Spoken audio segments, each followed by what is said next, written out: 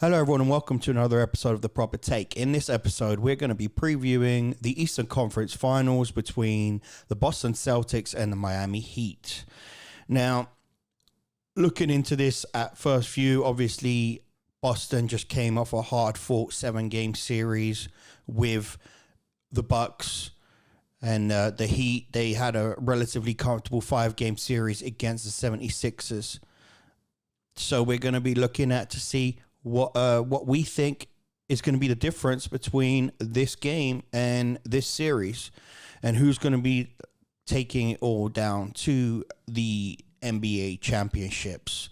We'll also be reviewing in the next episode the Mavs versus the Golden State Warriors to tell you who we think is going to be in the final of the NBA championships. So let's look at the two lineups. So Robert Williams III seems to be healthy for the first game, so he will probably be back in the starting lineup.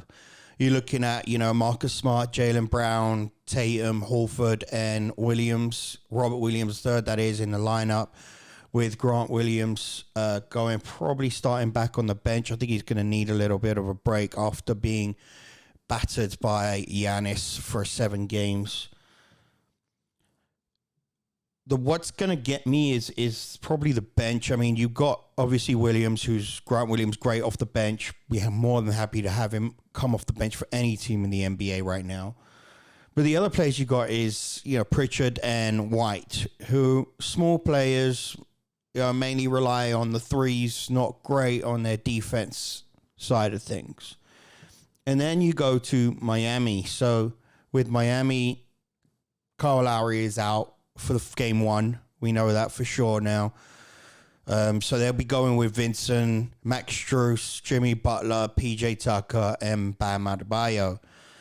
As far as their depth chart, I mean, I think they're the best team in the playoffs as far as depth goes, with the players that can come off the bench.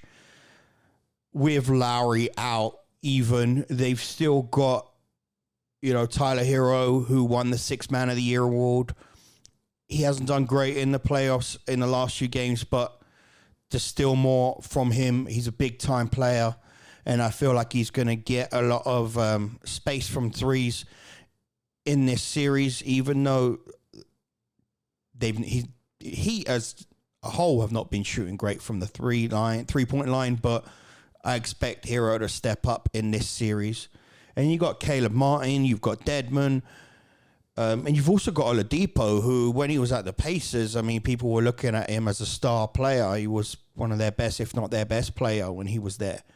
So if he can bring any sort of form into this series, I mean, that bench alone is fantastic.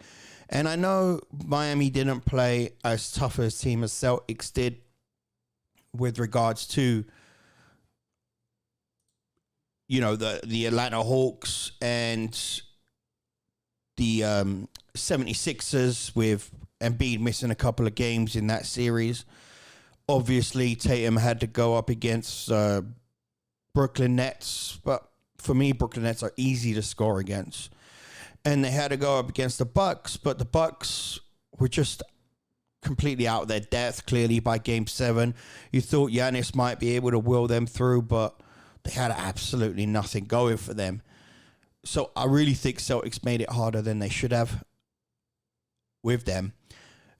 So you're looking at that. Tatum, he averaging 28.3 points, 6.1 assists, and 5.6 rebounds in his 11 games in these playoffs, which are good numbers. But Jimmy Butler is also averaging 28.7 points, 7.6 rebounds, and 5.4 assists in his 10 games in the playoffs. So he's not exactly far off as the star players go. What people are worried about, I guess, the next best player can't even average 15 points for the Heat so far in these playoffs, which I get that, but like I said, they have depth. They don't need one player to get 15. They can get 5 that get double figures to help out Jimmy Butler. And I know they're going to be a lot tougher on the inside against Butler than the Atlanta Hawks were and that the 76ers were. And he works best in the paint or around the paint, shooting jump shots or getting to the basket. He's not been great from the 3-point line, but he's still been able to put down a few. I think PJ Tucker's defense is going to be great as always. I think he was one of the main reasons the Bucks are not in the Eastern Conference Finals this year. His defense on Tatum, I can imagine being great, as well as Jimmy Butler's defense and as well as Bam Adebayo's defense. The Celtics are going to come up against it with this defense. It's going to be a hard-fought battle, and I know I sound like I'm leaning towards the Heat. And I do think the Heat might surprise some people because everybody seems to be on the Celtics now. The Celtics are favorite for the series in the sports book. I do think the Heat are going to win in 6 or 7. Probably 7 games if I had to pick. But I think they might shock a few people and win in 6.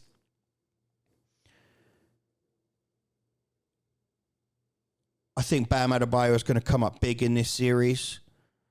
I think Jimmy Butler's going to come out big in this series. And Max Strus has been absolutely phenomenal in this series, in these playoffs so far. And I expect him to carry on. Again, that's not taking anything away from the Celtics lineup. I just don't feel that they're going to be able to keep up with the Heat over a 7-game series because of the role players and the bench players coming off the bench and making a difference for Miami. That is where I see the difference in this series. I do feel like the Heat are going to take game 1 based on all that information, as well as the Celtics have come off 7 games of grueling physical play against the Bucks. Not only as in physical, but it's also been mentally draining for them. Obviously, coming off that win they were super high in spirits. Now they have to get back down to go to Miami to play in game 1 2 days later. I think they're going to be a bit slow in this game, and I don't feel like they have what it takes to beat the Heat over 7 games. That's my honest analysis of the series. That's kind of where my head's at. We'll be looking to it more game to game. Obviously, after tomorrow's game, we'll be able to analyze it a little bit more as to what we're seeing. You're not going to see everything from game 1, but it will give us a clearer view of how the two teams are matched. A lot of people keep saying, yeah, the Celtics won 2 of the 3 games during the regular season, but this isn't the regular season. This is the playoffs. And Eric Spoelstra, the Miami Heat head coach, is experienced. He knows what he's doing in these situations. He's been in plenty of playoff games, plenty of Eastern Conference Finals. Ime Udoka as a head coach, this is his first. So I'm going with the experience. I'm going with the depth. That's where I'm heading with my head. Trying to keep my heart out of this. Obviously, my heart got attached to Giannis and the Bucks. I love him. Best player in the NBA. Just didn't have the help to carry him on. As far as where my head's at, it's got to be with Miami Heat. Thanks for tuning in, and let's enjoy these playoff series.